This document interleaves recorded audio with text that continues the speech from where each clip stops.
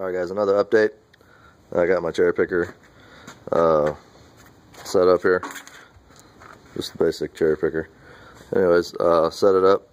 I just, I use a seat belt. I don't know if you boys ever try using seat belts and pulling your engines with them, but I've never had a problem. None of them break on me. I just have this one for right now set up around the alternator, and it's just basically pulling the engine up so I could get to that lower exhaust manifold bolt that I showed you that was crunched in this corner here.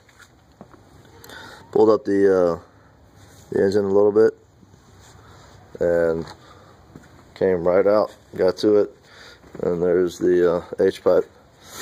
The bolts that you're looking to get out on the H-pipe are right around the flanges, right up in the top. And there's the complete setup, all the O2 sensors disconnected, and that's the complete deal there. Anyways, so another thing, we're getting back down to it, and it's getting colder by the second out here, but we're gonna try to weather this out. Alright, so for some of you Mustang boys out there that know your Mustangs, you know that the starter sits right up there, right on the right hand side, right connected to the transmission housing. Okay, now this is a pain in the ass, to say the least. Basically, it's got 3 bolts on it, and the very uppermost bolt is the one that you really want to worry about. And I don't know if you can see this, there's also 2 leads, one for your ignition and one for your constant power, or your battery power. You have a larger one, which is your battery supply, and that is a 13 millimeter. You'll have to take that off on the back side there.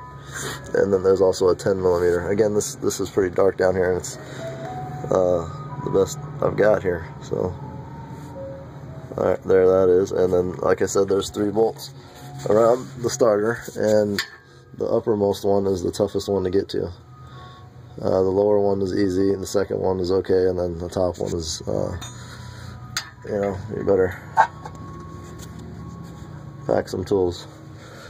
Also, I went ahead and removed some of the transmission bolts. You can see one there that's been gone, one up next to it's gone. I've already taken that out, and I'm working on the 3rd one there. Transmission bolts, I believe there's 6 or 7 of them, and they come right out. I don't usually see a problem. The upper ones are, I either get them from the top of the car, or if I tilt the transmission back far enough, I have a really long extension that I can slide in there and get it out. And that's what the transmission hardware looks like.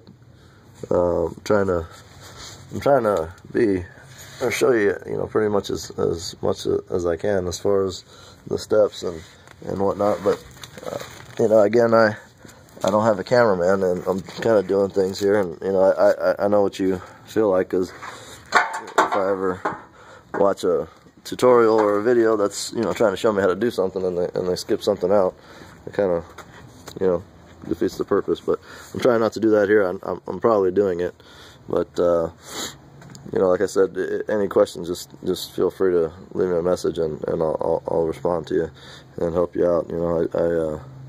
Like I said, I hate when people leave things out, and like I said, I know I'm doing it, but best I can do. So until next time, I'll catch you in a bit.